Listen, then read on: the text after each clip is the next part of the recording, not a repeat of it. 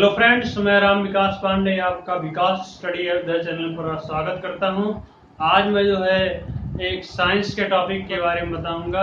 वो हमारा टॉपिक है जैव विकास। जैव विकास के अंतर्गत जो कुछ भी आएंगे बिंदु हम उनको बताने का प्रयास करेंगे। चलिए हम चलते हैं जैव विकास पर। अब हम बात करते हैं डार्विन पर। डार्विन जो है एक महान वैज्ञानिक थे। ये इंग्लैंड के रहने वाले थे। ठीक है, इनको जो है प्रकृति चयनवाद भी कहते हैं। ठीक है, यही लोग। तो देखिए, प्रकृति चयनवाद क्यों कहते हैं? जो हर प्राणी अपने रहन सहन के अनुसार की अलग अलग आवश्यकता होती है। हर व्यक्ति की अलग आवश्यकता होती है। इन्होंने बताया प्रकृति वर्ण का सिद्धांत जो है यही का है। तो प्रकृति वर्ण के सिद्धांत मतलब इन्होंने प्रकृति के बारे में बताया कि जो आदमी या जीव जंतु जिस जो है वातावरण या अनुकूलित रहन सहन में रहते हैं, तो उनका जो है प्रकृति का क्या प्रभाव पड़ता है, किस कंडीशंस में वो रहते हैं, अपने उनकी आवश्यकता क्या है। तो वो जो है इन्होंने प्रकृति वर्ण के सिद्धांत के अंतर्गत रखा। तो इनके जो विकास के जो कारण है, इन्होंने विकास के कारण को बताया कि जो सभी जीव हैं या प्राणी हैं, उनके जो विकास के कारण है वो क्या क्या है। सभी जो है विकास के कारण जो है, विकास के कारण में पहला जो है आता है अधिक संतान उत्पन्न। जितने भी प्राणी है, सभी प्राणी अपने समान संतान उत्पन्न करने की क्षमता रखते हैं। आपने देखा होगा कि जो बिच्छू होता है, बिच्छू भी जो है कई संतानें उत्पन्न होती हैं। आप देखे होंगे कि जो कुत्ते हैं या बिल्ली हैं, ये भी अधिक संतान उत्पन्न करने की जो क्षमता रखते हैं। इनमें से कुछ मर जाते हैं, मर हुए जाते हैं, जो अनुकूलित वातावरण में रहने योग्य नहीं रहते हैं। उनके लिए वातावरण का जो है प्रभाव अच्छा नहीं रहता, अनुकूलित नहीं रहता, तो वे मर जाते हैं। तो इनका यही कहना था कि जो विकास के कारण में आता है, पहला आता है अधिक संतान उत्पत्ति। अब दूसरा आता है जीवन संघर्ष। जीवन संघर्ष जो है प्रत्येक व्यक्ति अपने भोजन, पानी, रहन सहन, कपड़े या हर चीज के लिए प्रत्येक व्यक्ति या जीव अपने आवश्यकता के लिए जो है वो संघर्ष करता रहता है। आपको हमने बताया कि था जब से जिराफ था, तो जिराफ को जो है किस चीज की आवश्यकता थी? पहले वो छोटे घासों को खाए, फिर धीरे धीरे जो है जब छोटी घास खत्म हो गए तो उन्होंने संघर्ष किया और वो भी बड़ी घासों को खाना स्टार्ट किया। और जैसे मनुष्य में आप देखते होंगे कि अगर उसको भोजन की आवश्यकता होती है तो वो जो है आपको जो भोजन की आवश्यकता के लिए वो हर संभव प्रयास करता है कि क्या क्या ना किया जाए कि हमारी ये आवश्यकता पूर्ति हो। तो उनके देखिए क्या इसमें भी जीवन संघर्ष के भी कई 2-3 पॉइंट हैं, इनको देख लीजिए। जीवन संघर्ष में जो पॉइंट है, पहला पॉइंट है केवल एक ही प्राणी में। जैसे जो कुछ होता है, जैसे कभी कभी देखा जाता है जो जीवन संघर्ष एक ही प्राणी में अलग अलग होता है। आपने देखा जिराफ का एक अपना अलग समुदाय है, तो वो उन प्राणियों में अलग अलग होते हैं। कभी कभी देखा जाता है कि विभिन्न प्राणियों में होता है, जो जीवन संघर्ष होता है वो विभिन्न प्राणियों में होता है। जैसा कि आपने देखा होगा कि जो मनुष्य है ये अपनी आवश्यकता के लिए पेड़ पौधों को काटता तो है, ठीक है, लेकिन उन्हीं के आवश्यकता के लिए वो पेड़ पौधों को काटता है। भले वो अपना जीवन संघर्ष कर रहा है, लेकिन उसका प्रभाव जो है विभिन्न प्राणियों में ही पड़ता है। जैसा कि आपने देखा पेड़ पौधों को अगर काटा जाएगा तो अन्य प्राणी भी उससे प्रभावित होंगे। तो ये जीवन संघर्ष विभिन्न प्राणियों के अंतर्गत भी आएगा। और देखिए वातावरण, जीव एवं वातावरण, पेड़ पौधों को अगर काटा गया तो पेड़ पौधों को अगर काटा जाएगा तो जो पर्यावरण होगा ये प्रदूषित होगा ना। तो जीव अगर काटेगा तो जीव और पर्यावरण के बीच जो है ये संघर्ष होगा। आपने देखा होगा प्रत्येक व्यक्ति हर कुछ न कुछ कंडीशंस ऐसे उत्पन्न कर देता है जिससे जो है हमारा पर्यावरण दूषित हो जाता है। तो इस पर्यावरण दूषित होने के कारण जो है ये जीवन जो है संघर्ष प्रकृति के बीच होता है और जीव के बीच भी होता है। तो जीव एवं वातावरण से जो होता है संघर्ष, ये होता है जीवन संघर्ष के अंतर्गत आएगा। ठीक है, तो आप देखिए हर व्यक्ति का अपना अलग अलग वातावरण होता है। जैसे पढ़ाई के लिए देखते हैं तो पढ़ाई का अपना अलग वातावरण है। ठीक है, देखिए अगले पॉइंट चलते हैं। तीसरा पॉइंट है हमारा विभिन्नताएं एवं अनुवांशिकता, इनका यही मतलब था कि हर प्राणियों में, हर जीवों में अलग अलग तरीके से विभिन्नताएं पाई जाती हैं। उनके जो है अनुवांशिक लक्षण भी भिन्न भिन्न होते हैं। जैसे आपने देखा कि पहली पीढ़ी में कुछ जो है पहली पीढ़ी के संतान अगर होती हैं तो उनमें जो लक्षण होते हैं वे अगली पीढ़ी में जो है कुछ अलग होते हैं, फिर अगली पीढ़ी में कुछ अलग पाए जाते हैं। तो ये जो भिन्नताएं हैं ये जो है अनुवांशिकता के कारण पाई जाती है। ठीक है, तो अनुवांशिकता के कारण ही मिलती है। अब हमारा अगला पॉइंट है प्रकृति का चयन। हर व्यक्ति जो है वह अपने रहन सहन के अनुसार, अपने आवश्यकता के अनुसार अपना अलग अलग जो है अनुकूलित वातावरण को ढूंढता है, और इसी अनुकूलित वातावरण को ढूंढने में वो जो संघर्ष करता है, जो प्रयास करता है, वो जो है प्रकृति चयन के अंतर्गत आता है। इसीलिए इसको प्रकृति चयनवाद भी कहते हैं, इनके इस सिद्धांत को। ठीक है, तो प्रकृति चयनवाद जो है यहीं से लिया गया, क्योंकि हर व्यक्ति अपनी आवश्यकता के अनुसार अपना अलग अलग क्षेत्र चूज करता है। ठीक है, तो इसी आवश्यकता के अनुसार जो अलग अलग क्षेत्र चूज करते हैं, रहन सहन के अनुसार जो आवश्यकताओं की पूर्ति के लिए प्रयास किया जाता है वो प्रकृति चयन के अंदर आता है। ठीक, अब नई जातियों का चयन, हर जातियों में अलग अलग वो होते हैं परिवर्तन।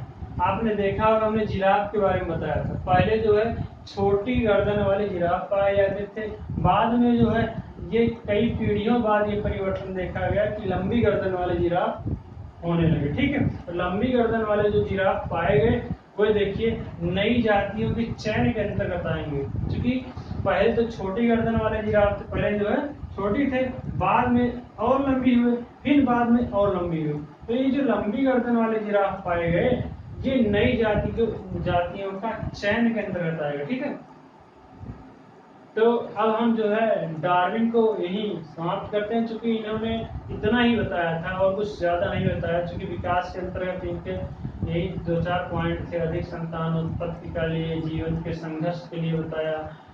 जीवन में जो है 3 संघर्ष आए, केवल एक ही जात में, विभिन्न जाति में, मतलब अलग अलग जातियों में अलग अलग संघर्ष पाए जाते हैं। और जीव एवं वातावरण में भी संघर्ष पाया जाता है।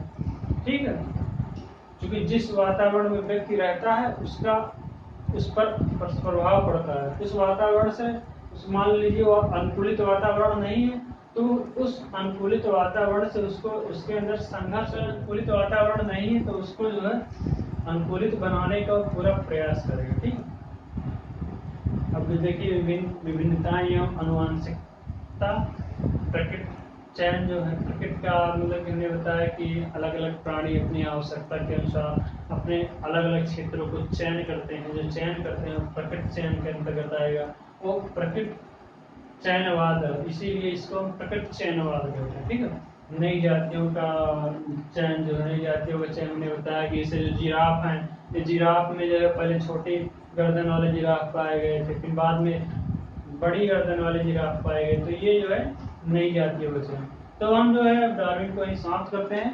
अब हम अगले पॉइंट का अगला पॉइंट देखते हैं जैव विकास के अंतर्गत। जैव विकास के अंतर्गत जो अगला पॉइंट है हमारा जैव विकास का उत्परिवर्तन सिद्धांत। उत्परिवर्तन सिद्धांत में से उत्परिवर्तन सिद्धांत वह सिद्धांत है जिसमें मंद गति से अगर जो है परिवर्तन हो रहा हो, उसमें अचानक से परिवर्तन हो जाए, तीव्र परिवर्तन जो हो, वो उत्परिवर्तन सिद्धांत उत्परिवर्तन विकास का सिद्धांत के अंतर्गत आएगा। ठीक है, अब देखिए उत्परिवर्तन विकास के सिद्धांत के बाद हम देखते हैं जैव विकास के जो प्रमाण है। ठीक, जैव विकास के प्रमाण जैसे कहीं कहीं देखा जाता है पृथ्वी पर कहीं पहाड़ है, कहीं पठार है, कहीं जंगल है। तो ये जो प्रमाण है जैव विकास के, ये जो है जैव विकास के प्रमाण के अंतर्गत आएंगे। कुछ विशेष प्रमाण है जिनको हम बता दे रहे हैं।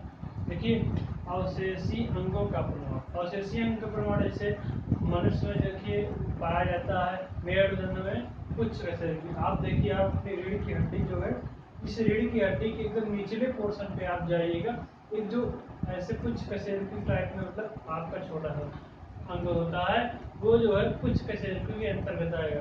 पुच्छ कशेरुकी मतलब कि ये जो अवशेषी अंग हैं, अवशेषी अंग वे हैं जिनका उपयोग ना किया जाए, वो धीरे धीरे लुप्त हो जाते हैं। ठीक है, मतलब ये जो है धीरे धीरे ये अंग जो है ये लुप्त होंगे। ठीक है, तो ये अवशेषी अंग में जो है सभी अंग जो है जिनका हम उपयोग नहीं करते हैं वे लुप्त हो जाते हैं, वे अवशेषी अंग के अंतर्गत आ गए। ठीक है, हमने बताया इससे मनुष्य के पहले मनुष्य को पहले माना जाता था कि इनके अंदर जो है कुछ पाए जाते थे इनके, अभी भी जो है वो अवशेषी अंग के रूप में मनुष्य के अंदर हैं। या दंड सभी मेरुदंड मतलब कशेरुकी प्राणी में कुछ जो है कशेरुकी पाया जाता है। निवेशक पटल देखा गया। निवेशक पटल जो है ये मछलियों में देखा गया कि जो मछली हैं, ये बिल्ली हैं, कुत्ते हैं, इनके अंदर जो है निवेशक पटल पाया जाता था। ये निवेशक पटल वह पटल है जिसके माध्यम से पानी में देखा जा सकता है। ठीक है, अब जैसे मनुष्य की जो आँख है, मनुष्य में ये पहले निवेशक पटल पाया जाता था जो है। पहले आप देखे होंगे, आप आँख के पलक उठा के देखेंगे तो जो लाल सी जो पतली झिल्ली टाइप में होती है वही निवेशक पटल है। ठीक है, लाल झिल्ली टाइप में होती है और निवेशक पटल के अंतर्गत आएगी। तो निवेशक पटल का यही कार्य होता है कि ये पानी में देखने में सहायक होता है, तो इसका उपयोग नहीं किया गया, इसलिए निवेशक पटल लुप्त हो गए। ठीक है, अब जो कर्णपेशीय, कर्णपेशीय क्या है? कर्ण जो मनुष्य में पाया जाता था कि ये इनके कान लंबे होते थे और ये कान अपने से आप देखते होंगे जानवरों को जो है जैसे आप पालते होंगे, भैंस जो है, गाय हैं, ये देखिए इन लोगों में ऐसा पाया जाता है कि अपने कान जो है कभी जो है हिलाते हैं, ऐसे हिलाते रहते हैं। तो ये मनुष्य में ये जो है पहले ये इनके भी कान थे, लंबे थे, हिलते थे जो है इनके कान भी, लेकिन इनका उपयोग नहीं किया गया, इसलिए ये कर्णपेशीय जो है अवशेषीय अंग के अंतर्गत आ गया। ठीक है, ये हमारे जो थे इसमें आएगा। कान में पहले कान हमारे हम लोगों को हिलते थे। नुकीले दांत पाए जाते थे। पहले जो है लोग जो है ज़्यादा ये सब खाते थे, मांस वगैरह ये सब जो है खाते थे, तो इन लोगों को मतलब खाने से तो इनके जो है ज़्यादा उपयोग करते थे दांतों का, तो दांतों का उपयोग जो ज़्यादा करते थे इनमें जो है नुकीले दांत पाए जाते थे। अब जो है वो दांतों का उपयोग बहुत कम करते हैं लेकिन उतना नहीं करते, इतना पहले जो है इन सब चीज़ों पर करते थे, तो इसलिए जो है इनके नुकीले दांत कम पाए गए। अब जो है धीरे धीरे नुकीले दांत खत्म हो गए। ठीक, अब हम चलते हैं समान अंगों की समानता के प्रमाण जो है उन पे देखते हैं। जैसे पहला है इसमें समरूप। समरूप अंग वे हैं जो कार्य जिनके कार्य अलग एक ही हो और उत्पत्ति में अंतर हो, वह समरूप अंग के अंतर्गत आएंगे। ठीक है, जैसे उनके कार्य एक ही हो लेकिन उत्पत्ति में वो अलग अलग हो। जैसे पक्षी के जो पक्षी जो है कीट है, पक्षी है, चमगादड़ के जो पंख हैं, ये जो है इनमें जो है ये समरूपता पाई जाती है। ठीक है, अब देखिए समजात अंग में आते हैं। समजात अंग वे हैं जो उत्पत्ति में तो समान होते हैं, परंतु उत्पत्ति और मूल रचना में समान होते हैं, परंतु कार्यों में अंतर देखा जाता है। जैसा कि हमने दिखाया यहाँ, सील के जो पाद हैं, कुत्ते के अग्रपाद हैं, मनुष्य के हाथ हैं, पक्षी के पंख, चमगादड़ के पंख, तो ये जो है आएंगे हमारे समजात अंग के अंतर्गत। हमने बताया समजात अंग में कौन आएंगे? उत्पत्ति में तो समान होंगे, मूल रचना में भी समान होंगे, लेकिन कार्यों में उनके अंतर पाया जाएगा। जैसे उनके पक्षियों के पैर जो है उड़ने के काम आते, पक्षियों के जो अग्रपाद है उड़ने के काम आते हैं, कुत्ते के जो अग्रपाद है वो उड़ने के काम तो नहीं आते। मनुष्य के हाथ जो है वो भी जो है कुत्ते के पैर के वो समान रहते हैं, मतलब मूल रचना तो समान है लेकिन कार्य उनके अलग अलग है। कुत्ते देखिए चलते हैं, मनुष्य के हाथ जो है खाना खाने के लिए या अदर कार्यों के लिए, तो कार्यों में अंतर पाया गया ना। अब देखिए मूल रचना इनकी तो समान है लेकिन कार्य इनके अलग अलग है, तो इसीलिए इनको हम समजात अंग के अंतर्गत रखते हैं। ठीक है, अब देखिए इनमें समरूप अंग में यही है, कार्य एक है लेकिन उत्पत्ति में अंतर है, ठीक है, इसलिए इनको जो है हम समरूप अंग के तरह रखते हैं। तो हम जो है पहले पॉइंट पर बात करते हैं। पहला पॉइंट देखिए,